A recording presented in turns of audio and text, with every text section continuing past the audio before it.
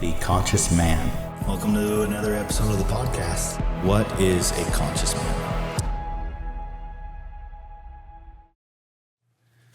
Mom. Yes. Welcome to the podcast. Thank you for having me. Yeah, thanks for coming on. You're welcome. So the podcast is called The Conscious Man. Okay. I always ask my guests, what is a conscious man to you? What does that mean? So to me, as a woman, I would say a conscious man is a man that is aware that he is an emotional being. He is consciously learning emotional language, which unfortunately society does not teach men well. So we've done men a disservice in the fact that we haven't taught them how to have emotional language and how to identify their own emotions, which I think shuts men down because they don't have the words and the language. And so a conscious man would be a man that is aware that he is an emotional being and is learning how to navigate through his emotions, how to modulate through his emotions in a healthy way, how to sit with his emotions when he's feeling a certain way. And then, how do you use emotions? How do we use emotions as humans to connect with other people? Why do you think our society has been set up this way? That's a really good question. In a way that has programmed men to suppress their emotions. I think historically, because men are the providers, and when you think about the protectors, right? So in early society, their job was to protect and provide. It still is, but in a very different way than we do it now. So when you're looking at historically what men's role was, it was a violent role. Yeah. Protecting is violent. And so anytime you have a human that has to be in a violent or an uncomfortable place, then you have to shut yourself down. You compartmentalize. And I think that as men were the protectors and the providers for society, they shut themselves down. And then I think they got a reputation, maybe, I don't know, or somehow they got stuck in that hole where they were not able to express emotion. Because anytime there's something that doesn't feel safe, your body goes into fight, flight, or freeze, or you completely shut down your emotions, or you separate from your emotions because it doesn't feel safe. So if men were in unsafe places, which they were, if they were protecting and conquering and providing, it would make sense that they would have to shut that part of themselves down.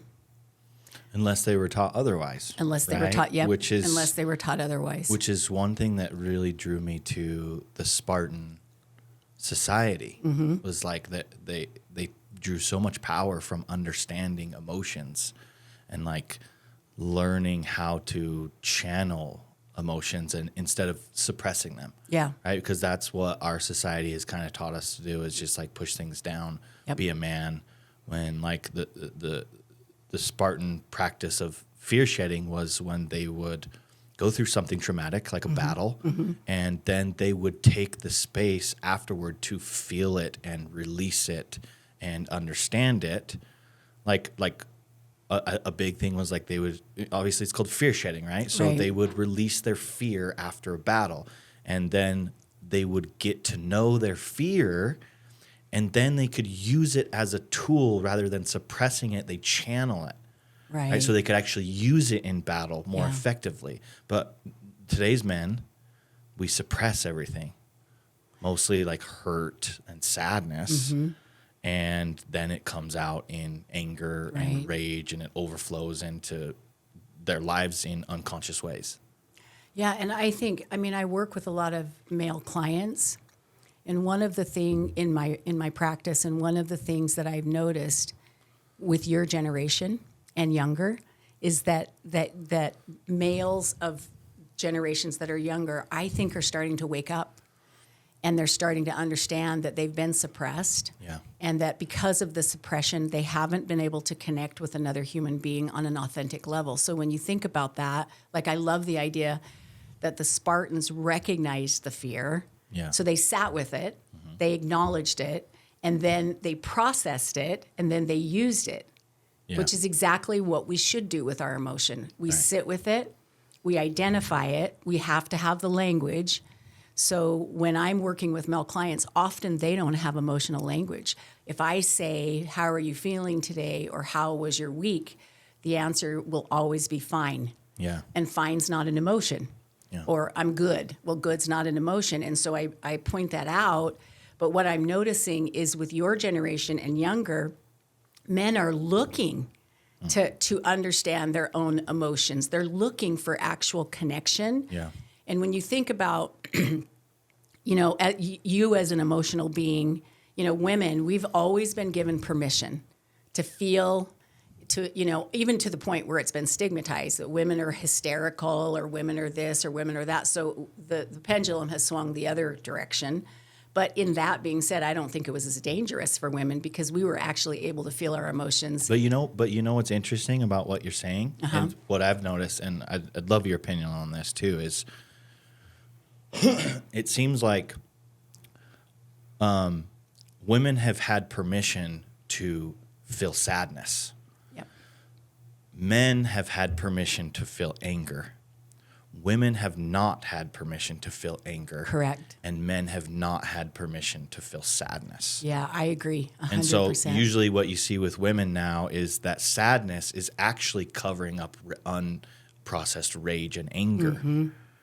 And with men, anger is covering up sadness and hurt. Yep. Because in society, anger's a masculine emotion. Yeah. And anger is not a feminine emotion. Yeah. So you're right, 100%. I think that's exactly right. I think women have not been given permission to be angry, right, or to show anger, because if we show anger, we're told that we're sitting in our masculine energy or we're being too much. Yeah. And the same with men, when they're, anger for men is always a second. Usually, well, I wouldn't say always. I would say usually it's a secondary emotion. It's a cover up, right? It's a cover up. It's a cover up emotion because that's the only one that they've been given permission to have, and even. When you look at in society, when you look at men that are angry, usually if I can get a client to sit down and talk with me about their anger, that's when they'll start to cry. Yeah. Because there's so much frustration and sadness and pain that they've been covering up for so long. It's exhausting. Yeah. Anger is an exhausting emotion. So especially when it's always bottled up. Especially when it's always bottled up. Yeah. I know Brené Brown talks about when she wrote her first book. So Brené Brown, for those of you that don't know her, she is a shame researcher. She is a social worker. She has her PhD. An emotional genius. She's an emotional genius. Yeah. And when she wrote her first book, she was doing research on shame and women. She had a daughter. She was pregnant with her second child, who she thought was a daughter. She was at a book signing. A couple came up, and a man and a wife, and she signed the wife's book, and the man lingered. He stayed, and the wife left. And the man said to her, "Why don't you do research with men and shame?" And she said, "Oh, no, I'm gonna stick with women. I know women, and I don't really feel like I want to dive into that." Yeah. Well, then she went to the doctor and had her ultrasound and found out she was carrying a little boy. Oh, interesting. So then she decided, okay, I'm going to dive in and I'm going to do. And she said the work that I did, because she gathered stories, so she would have people email her their stories about their shame. And she said women's shame was, really difficult to wade through. It was sad. It was hard. But she said when I started to do research on men and shame, it was gut-wrenching. It was gut-wrenching what society had done to men with shame and how shame had navigated and controlled men in so many ways, and how men didn't have an outlet. Yeah. They didn't even recognize that what they were feeling was shame. Yeah. So I thought that was really interesting. Yeah, it's been interesting how shame has been used to control men in so many ways. Like, and you see it so clearly with like sexual shame in men. Yes. It's so prevalent today that like men are hiding from so much because there's so much shame around sexual energy, especially as a man. Yep. And it's really used to control men. Yep. So I want you to talk about a little bit about what you do for those that don't know. Okay. So what I do is I am a trauma therapist that is certified and trained in trauma therapy. I use psychedelic drugs in Utah. The only psychedelic that is legal as of now for therapeutic use is ketamine. Ketamine does not come from a plant. It comes from a lab. So just for people that think it's plant medicine, it's not. It mimics plant medicine for sure. And I really focus on unresolved childhood trauma because what we know now, we have enough research that says that when there is a person that has unresolved childhood trauma, that will come out in every other way in a lot of areas in their life as an adult. So for instance, if you were a child that was terribly traumatized in the way that you were meant to be as a little soldier, i.e., you didn't have a lot of pleasure as a child. You didn't get to play. Yeah. You didn't get to. Then a lot of times, what I'm seeing in my practice is men will have like sexual fetishes or some kind of sexual behavior because sex lights up the pleasure centers of your brain. So And that as was suppressed for them. that was suppressed, and so as you grow and you get your own freedoms, men and women too. I'm not saying just women, but this is what I'm seeing in my practice. A lot of men will what they attribute to act out sexually. They don't think it's normal. They feel shameful. They want to hide. They don't want to talk about it. Yeah. But when I ask them about childhood, basically what they're saying is, I didn't get to play. There was no pleasure there. Yeah. And so that's an orgasm is probably one of the most pleasurable things a human can experience. And so people will connect with that in adulthood. But then there's so much shame around like just normal human sexuality as a way to control, for sure. Yeah. And so that's kind of what I see. So that's what I do. Also, when you have unresolved childhood trauma, it will come out in all of your relationships. So especially a partnership relationship, because that person can trigger, of anyone else, that's the person that will trigger all of the childhood trauma. And a lot of times people don't recognize that. They don't understand that when I'm in a partnership and I'm in an intimate connection with another person, that's where all of the stuff that happened to me as a child that I have not identified yet, that's where it gets triggered. Yeah. And because we're human, we naturally look at our partner and say, well, that's your fault. Yeah. You did that, and so that's why I feel this way. And that's not true. A trigger is when your past comes into your present and wreaks havoc on your present. So basically, it dysregulates your central nervous system. You get angry, frustrated, resentful, whatever those feelings are. And I would say, I'm not saying that every partner isn't doing things wrong, because sometimes partners do things wrong. But if you're being triggered a lot in a partnership, then you would probably want to look at your childhood and figure out, where did those feelings come up? Where did I first learn those things about myself? How was I taught? Yeah. And when I say things about myself, I would say we have negative self-talk. All of us have negative self-talk. So when I have a new client that comes in and I say to them, do you recognize that you have childhood trauma? 99% of my clients will say, nope, I don't have any trauma. I'm good. Really? I had a great childhood. And they're even there with a therapist. Yep, they're even here with a therapist, and they have not put the dots together that there's a reason. Yeah. So I'll say, tell me about your childhood. And probably 99% of the time they'll say, yeah, my mom and dad were both meth addicts, and I was raised by my grandparents, but they were really good to me. And, you know, my brothers and sisters were in the foster system, and they're not recognizing any of this as trauma. So I'll have them tell their story, and then I'll say to them, what did it feel like for you as a child to not have mom and dad take care of you? It was fine. It felt fine. As a child, your parents, the people that brought you into this world, they didn't spend time with you. How do you think a child feels? In a child's brain, what does that say to a child when the parents are not there being their caretakers? What a child thinks, because cognitively their brain's not fully developed, and children are egocentric because they have to be so they can develop.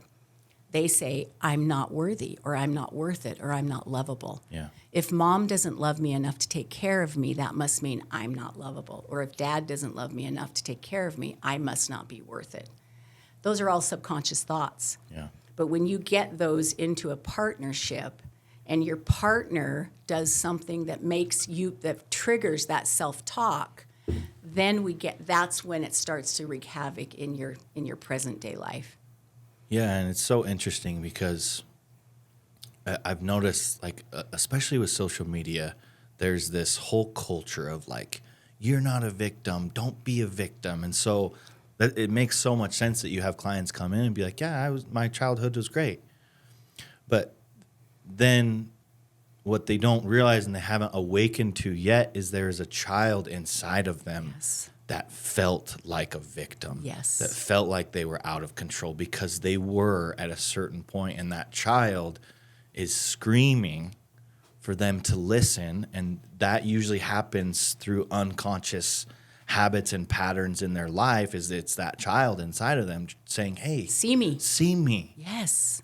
See me Look and at hear me. me. Yeah, Yes. and that's really all they want. And That's all. Yep. from what I've noticed from my experience is like that child just wants to be seen. Yep. And it's okay that he felt like a victim, and it's okay to like see that part of him and let him process that, because as much as like I don't want to be a victim to the things that happened to me in life, that child that did feel like a victim at a certain point is going to continue to play out the victim mentality unconsciously through all my patterns and behaviors until I look at him and I recognize him and I see that he was victimized in a sense. He was, and when you think about an adult and a child, there is a huge power differential. Mm-hmm. So I'm 6, and I have a mom and a dad that are adults. This is the perfect age to victimize someone. A child is the most vulnerable being on the earth. So absolutely. Because their life depends on their Yes, parents. Their survival exactly, depends yes. on them being seen. Yes, and that's why as a child, I think society has taken the victim mentality too far one way. Yes. We get to say that we were victimized. That doesn't mean, and when I look at like the victim mentality, for me, it's someone that refuses to do their work. Mm-hmm. If I want to stay in victim mode, I'm not going to get better. I'm not going to go do my work. I'm not going to recognize my trauma. I'm not going to work through my trauma. I'm going to sit right here and say, poor me. That's the victim mentality. It's very different from someone that says, I was victimized as a child. I was abused. I was neglected and I was abandoned as a child, and I had nothing to do with that. I had no control over that. But I'm going to do my work. I'm going to recognize it. I'm going to go do my work. I'm going to understand myself, and I'm no longer a victim. And even when I do, and you and I have done this before, when you do inner child exercises, what we're trying to get you to do is reparent yourself. Right. So we have everything inside of us that we need to heal. We just need to learn how to access it. And so when we do an inner child exercise with someone, when I do that in therapy, what I'm letting them feel is the power that they now have that they didn't have when they were a child. Yeah. The power to reparent that little kiddo, to let them feel seen and heard so that they no longer stay in the victim role. Right. And the most important part of that, at least, and I've done EMDR with you, which has been super powerful, is that child, he's screaming for attention, but he's also not going to trust you to reparent him. Exactly. Until you see him where he's at. Yes. Right? You can't change his way of thinking until he trusts you. Exactly. And most of the time, these kids that do feel victimized, they were told to shut up. Mm-hmm. They were taught in one way or another to suppress the fact that they were victimized. Yep. And then they lost trust, and then that needing to suppress how they felt gets stuck. Yep. And so you first have to establish that relationship with that inner child, and they have to trust you, and they have to feel seen by you. Yes. And they have to feel safe with you. And then you can go in and go, okay, now I see that you felt like a victim. And now let's change that. Yeah, and the interesting part about that too is when we have been victimized as a child, we learn to betray ourselves. So when we've been betrayed by people that are supposed to care for us, we learn self-betrayal. So we have no self-trust. So you notice when you and I have done the inner child exercise, I will always say, ask your inner child if they trust you. Because you've just spent most of your adulthood betraying yourself or minimizing your pain in an effort to not be a victim.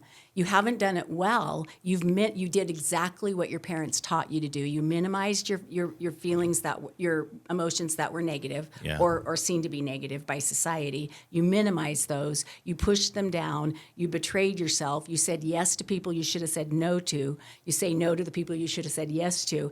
And so your inner child doesn't trust you. Right.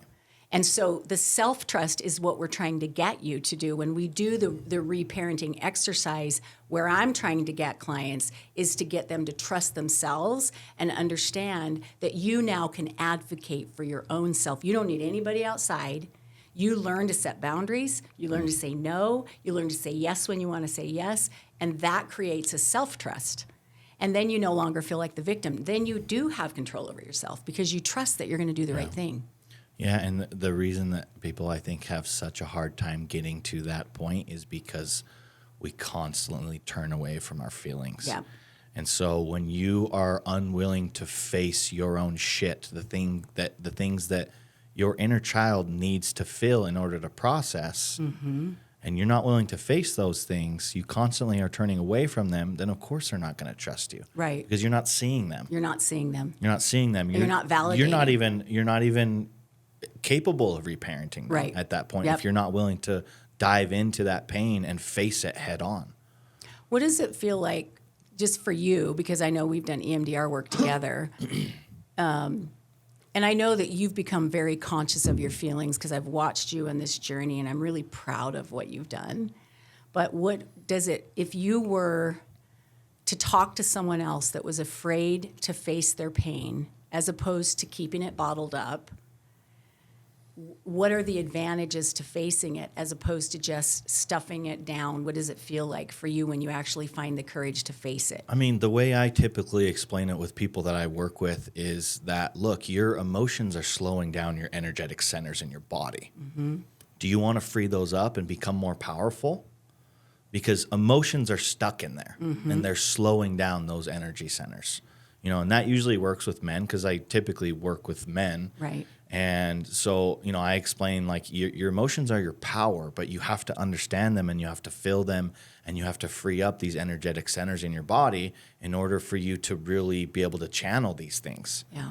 And I haven't really got much kickback. I usually do tell people like, look, this is going to be a process. This is not something this is not a 6-week course where you're going to fully understand your emotions in 6 weeks. This is going to take you years and years. A lifetime. It's going to be the rest of your life. And so that's why you have to just get to the point where you enjoy this process of healing, that it's not a process of fixing something that's broken. It's a process of understanding yourself on a deeper level, seeing yourself more deeply so that you can have a deeper experience. Right. And so, yeah, I mean, it's hard for people. And you understand much better than I do, I think. But well, one of the things that Dr. Gabor Mate, so anybody that has not watched or listened to him talk about childhood trauma should, if you're interested in it, because I would say he's probably the world expert as a physician. His documentary is incredible. Yeah. So for those of you that don't know him, he is a physician and has worked in every area of medicine up in Vancouver. Settled in addiction medicine, has written numerous books about how addiction and childhood trauma go hand in hand. But one of the things that he says, and there is a documentary for anyone interested, it's called The Wisdom of Trauma. You have to go to the Wisdom of Trauma website, donate $7. It's an hour-and-a-half documentary, so worth the content. It's so well done. But in that, at the very end of that documentary is Dr. Mate, sitting in his house, listening to classical music. And what he says is, when you are able to work through this childhood trauma and understand it and get to a point where you can heal yourself, all of the energy that you've used up in an anxiety, depression, autoimmune diseases, any kind of a mental health diagnosis, you know, you can then channel to have a joyful life. Yeah. You're not wasting energy trying to keep up with your anxiety, trying to keep up with your, depression symptoms and taking medications. You're not wasting all that energy. You then can channel that into a joyful life. And that is actually really what happens when people heal, even though they're afraid to look at their pain because they're terrified that they're going to hurt. But you hurt whether you look at your pain or not. As human beings, Well, the reality is that suffering is not in the feeling. No. It's in the resisting. And Yes, that's yes. such a big misunderstanding and you start to understand this as you do this work. When Yes. you do this work and you start to see your grief and you allow yourself to begin to release your grief, it's one of the best feelings in It the is. world. It feels like you've got 1,000 pounds lifted off your Yeah, shoulders. even while you're fully in that pain and you're having that experience with that inner child, it actually does feel good because does. you can feel blockages letting go, and it's things that you're holding on to. Yeah. That's where you're using the energy is in the Yes. resistance. That when you really start to practice this and you start to feel the grief, when it comes up, it feels good. And it unbinds you. Yeah. You know, all of these emotions that are difficult and heavy bind you to a place where you're not free. And also they keep you from being able to connect with other people. So when you think about this, as a child, if you've got unresolved childhood trauma that you haven't worked through, what happens is your limpic system, which is your emotional system, it shuts down 100%. Yeah. And where I notice this and why I do this work now is I was a nurse manager and a nurse for 30 years. And what I learned as a nurse in that field is when something negative or hard, difficult happens, right? We're dealing with human lives. So someone dies and I'm the nurse. We learn in the medical system to compartmentalize it because we can't stop and feel the grief. We don't have time. We are in the middle of tasking people to get better. And so the reason I do this work now is because I was a nurse manager for many years and I watched my staff have a professional trauma that wasn't expected, and I watched them completely fall apart on the job. And so I recognized that there's a place for people that do this kind of work, healing work in the medical field, that they need to process their professional trauma. Yeah. Because what happens is when you look at statistics, people that work in healthcare, their health declines as they are the sickest humans when they die. They're not well because they've stuffed and shoved and compartmentalized all of their emotions. And it's a difficult problem because you can't, as a nurse, if I had a baby die, I can't stop and cry and weep. I have to continue on taking care of the mom and the dad, and I have to attend to it. So it's a tricky place to be. But in that, what I noticed about myself is that I had completely shut down my limpic system, completely, which meant that as a mom, I wasn't connecting to you guys as my kids. Yeah. I wasn't connecting to your dad. I wasn't connecting to anyone. My limpic system was completely shut down. And when it shuts down, it doesn't pick and choose. It shuts down completely, which means I don't have the ability to connect on an authentic, intimate level with another human being. Yeah. And that's when you look at how people are walking through their lives today with all the distractions. I mean, think about social media. We've got a computer in our hand. We've got activities. We run. We have this grind kind of mentality that you just grind and grind and grind. There's no place in our society where we sit and we reflect and we feel. And then we wonder, why are we so lonely when we have such access to so many people and so much information? Because our limpic system has completely shut down. Yeah. And we're sicker than ever. And we're sicker than ever. And we're getting sicker and sicker. When you look at anxiety and depression, it's an epidemic. Yeah, and I mean ultimately I'm a big believer that all physical ailments 100%. come from emotional blockages. And Dr. Matei would support you in that. That's exactly what he says, is when you look at the body, when the body starts to shut down, it's because there is something emotional that has not been resolved. Yeah, so it's funny you talk about nurses that they can't do that on the job, but why? Why is our healthcare system not set up in a way that when they lose a baby, they have to be strong for the family, they have to be strong for the other employees? Why is it not okay for them to break down in that moment and mourn and feel what has happened? Yeah, it's a really, really good question.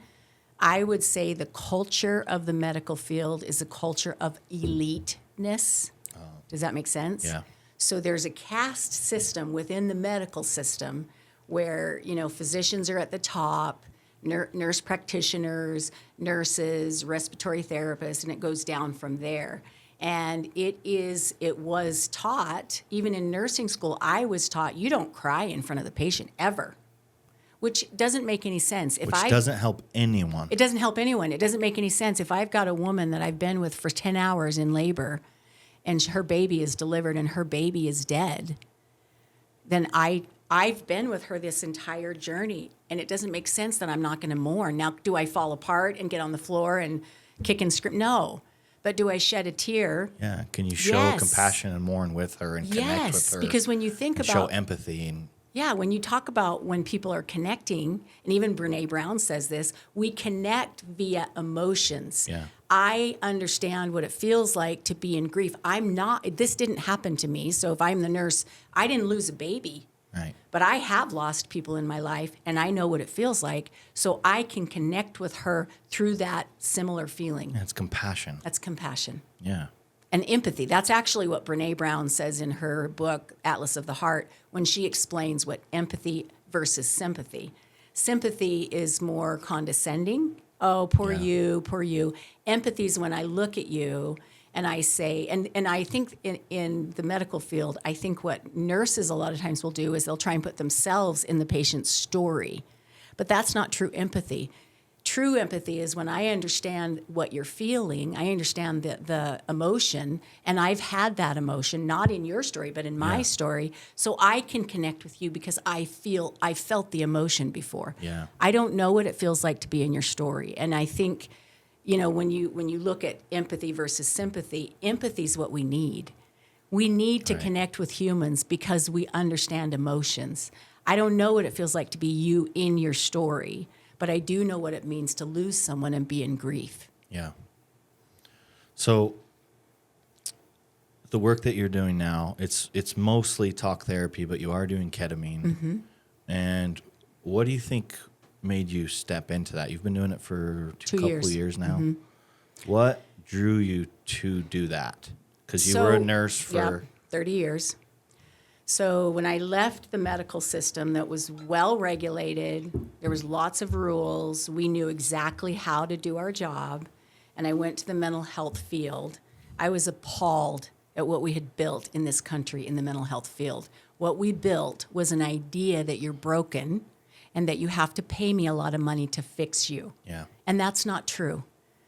And Which so is how everything has been built in our capitalistic society, unfortunately. Yes. And so I tried. Money is the priority. Money's the priority. And we're about to be forced to reprioritize ourselves. But thank goodness. Yeah. Right? There shouldn't be a capitalistic approach in mental health or in physical health when we're trying to deal with humans that are ill. Yeah. But for me, I started out just doing talk therapy. And what I found was it doesn't work.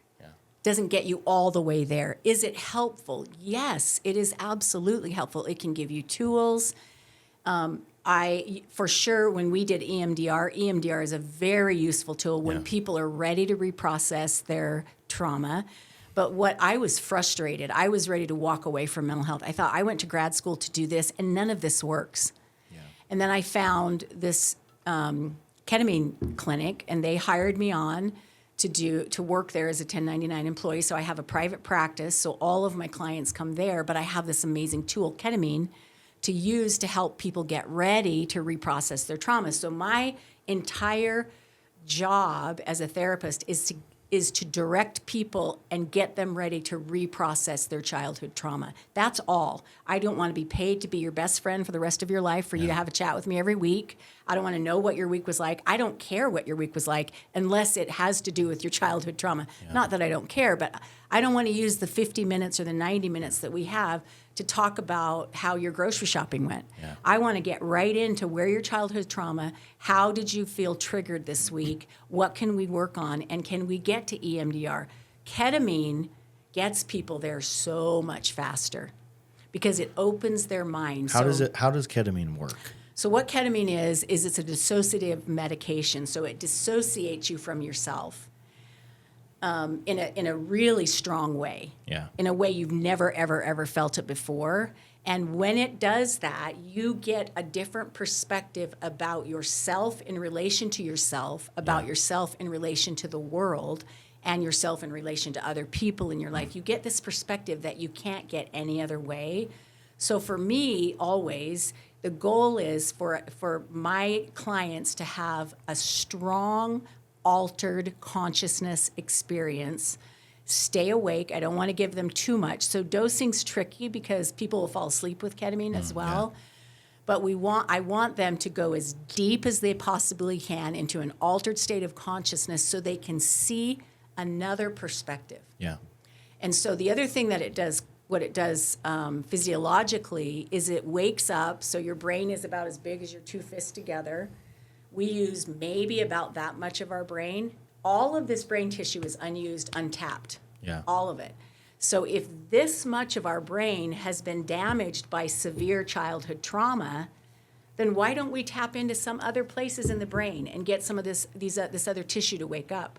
So what ketamine does is it creates new neural pathways, and neurons in your brain, which is what collects information, will start to fire, meaning that you're tapping into unused tissue in the brain. You have more access. You have more access. Yeah. Yeah, so it's disassociative, meaning that it's basically a zoom out. And that's how I experienced it. And we've done 2 sessions so far, probably ready for my next one. Okay. But yeah, for me, it just felt like this huge zoom out on my life. I almost felt like I could see myself from God's perspective. Yes. And while I was in it, it was just like so beautiful. It was like I've had just, out of all the psychedelics that I've done, which is a lot, ketamine to me has felt like probably the most powerful medicine. Yeah. Just because it has helped me disconnect from a lot of negative self-talk. Yes. Which has been a big battle for me. And like being able to like fully like extract myself from that and disconnect from the negative self-talk and see myself almost as if I would think God was looking at me. Right. Then it's like I can come back in and be like, okay, it's like that perspective shift of like, okay, all these things that I'm worrying about don't actually matter. Right. So can I do the work to let them go? Yes. You know? And just like with any psychedelic, it's not going to do the work for you. No. But it can give you the perspective shift to highlight where you can begin to do the work. Yes, and because the people that you work with are men, I often, and I'm so proud of any man that has enough bravery to come in and do the work. Yeah. And I have probably most of I would say 2/3 of my practice is men, probably. Yeah. But I will, lots of times when men will come in, I will try to gauge how open are they to this, because we're going to get into some deep shit. Yeah. And it's scary for men because they don't have the language. They don't understand how to re-regulate. If they get dysregulated, they've not been given permission.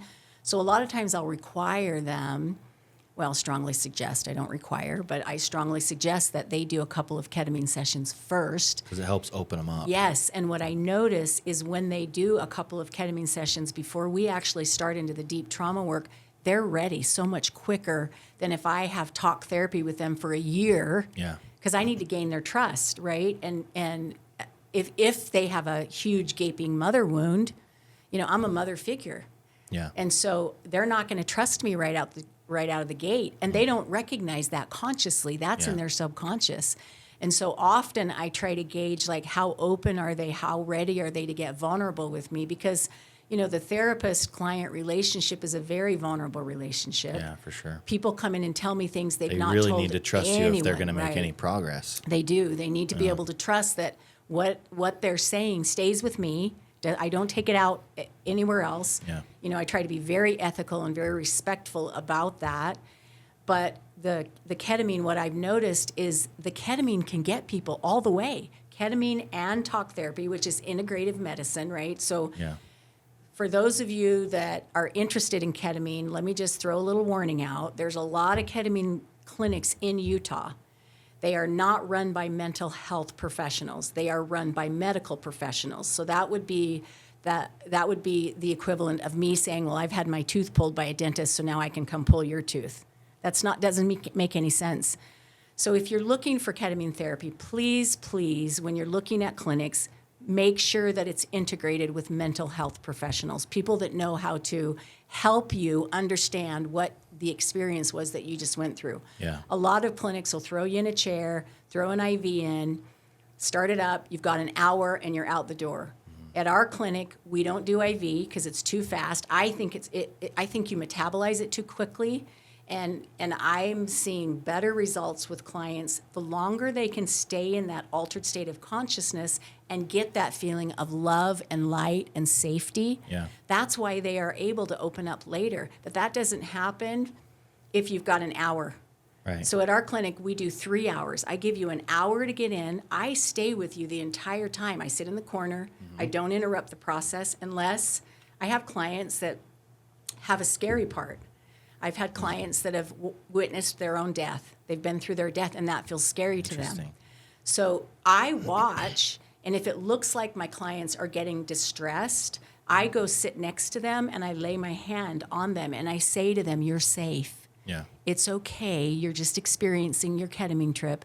Your body is safe here with me. And it's very reassuring as they get through. Most people don't have scary trips, but sometimes it just depends on where your mind goes. Yeah. So if you're looking to do ketamine therapy, please make sure that you look at a clinic that has a mental health professional, a therapist, Yeah. there to help you integrate that experience, because that's a part of the treatment, but the entire treatment together. So what I'm seeing is the ketamine, the EMDR, the trauma work, the tools, all of it together gets you where you need to be. Not parts. Yeah. All of that together gets you to the place, and it's quicker. It makes it quicker because you're able to open up a lot faster with the ketamine on board. Yeah, and that's really true of pretty much any medicine that Yep. I've seen. Is like if you are just doing it to do it and you think that it's going to do the work, you're actually just making a half circle. Yep. And you're not closing the loop with the Exactly. integration.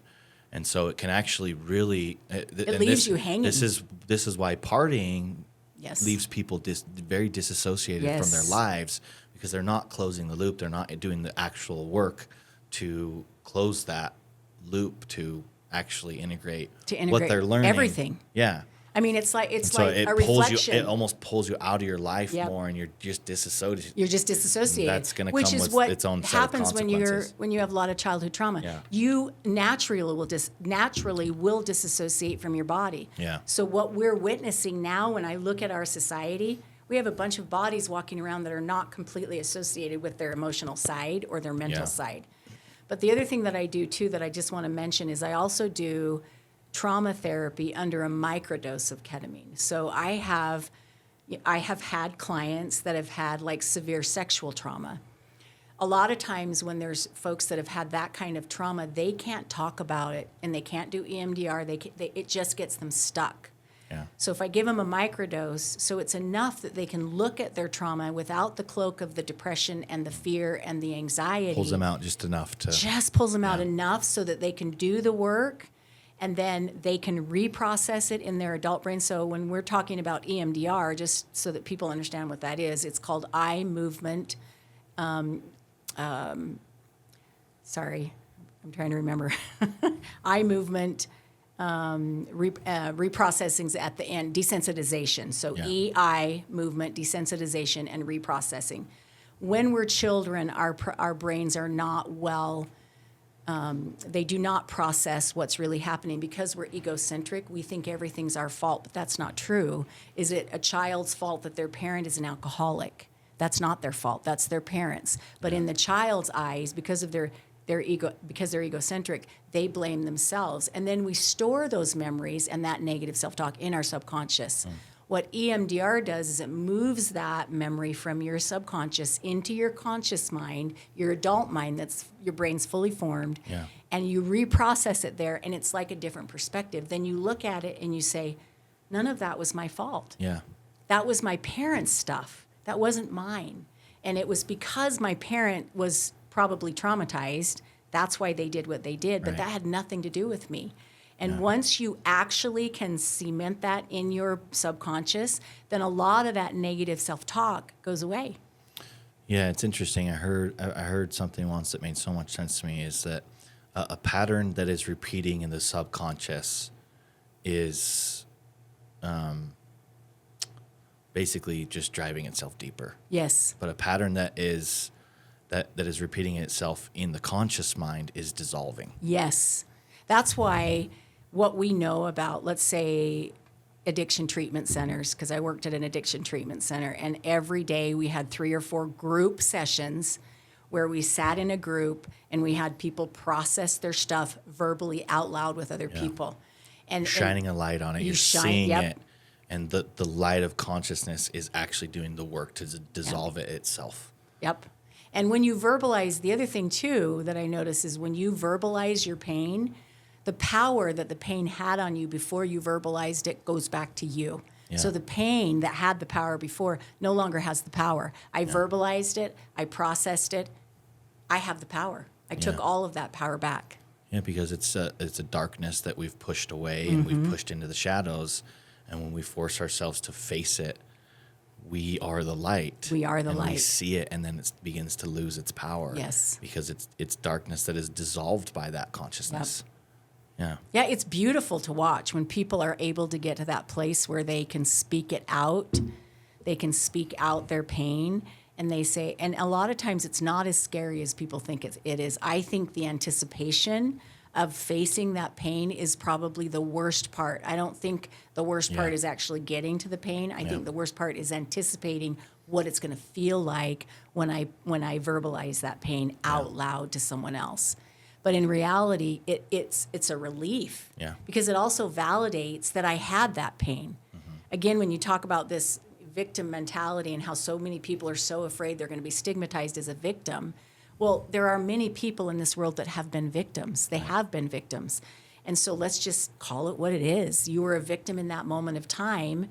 You can choose to stay a victim if you don't do your work and you don't figure it out. That's the victim mentality that's not good. Yeah. But if you were truly victimized, let's see you, let's hear you, let's give you back your power, let's support you with love and light until you get to the place where you're no longer a victim. Yeah. I spoke it You out. can change the story. Yep, you But I changed the think story. it's so interesting because people are so scared to talk about the fact that people have been victimized and what we're really doing in that sense is we're pushing these victims into the dark. We are. And we're reinforcing the patterns of victim mentality. Yes. Right? If we can bring them forward and see them, then we can help them reprocess stuff. Yeah. And it's interesting because people I think that they think if we see them, then we validate them and we validate their stories, and that will drive them deeper into their stories.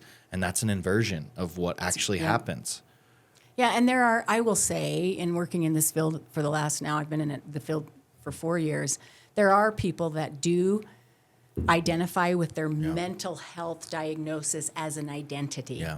And so it's hard in the fact that there are a subset of folks that will stay in their diagnosis for the rest of their life because they have now identified as I'm, OCD and I can't get a job because my OCD gets the best of me and my brain tells me to do, whenever I have a client that says my brain tells me, I'm like, your brain doesn't tell you anything. You boss your brain. Your brain doesn't boss you. You learn how to boss your brain. But there are a subset of folks in our society that will identify with their diagnosis, and that keeps them in the victim mode, and they're getting something out of it. So that often when I have a client like that, I'll ask them, what is it you're getting? What is it that you're getting from staying in this victim mentality that you think you need? And often they can't verbalize what they're getting. So we dig. Let's dig and figure out, why are you staying here? Do you really want to be in this place where you have no power? Because that's what you're doing. You're staying as a victim, but then you have to understand with power comes responsibility. So how many people just don't want the responsibility to grow up and be an adult, right? If I stay as a victim, which is ultimately them just again pushing it back into the dark. That's exactly right. Right. And then I can stay the victim. I can be taken care of. I don't have to take responsibility for my life, for how happy I am. I don't have to advocate. I don't have to do any of the things that people that are well-adjusted, happy, I don't have to do any of those things, which doesn't make a lot of sense. Right. But to some people it does. Right. That's all they know, and they're afraid to do anything else. Yeah. Well, it's been really fun watching you like fully step into your purpose. And, you know, we've had amazing experiences just with my ketamine sessions. Yeah. I felt like they were very healing for our relationship. And I think so too. I love where our relationship is at. I feel closer to you than ever. And it's been a really special blessing for me to have my mom be one of my greatest healers, you know, and also the fact that you have taken full responsibility for what our childhood was as Right. well, and that you know that you were disconnected and that I didn't get the things that I needed. Right. And, you know, you taking responsibility and us being able to have open and honest conversations about that has been a huge motivation and helper in me being able to heal that and heal our relationship and heal my relationship with myself and with the feminine side of myself as well. And so I feel so blessed to have a medicine woman as a mom.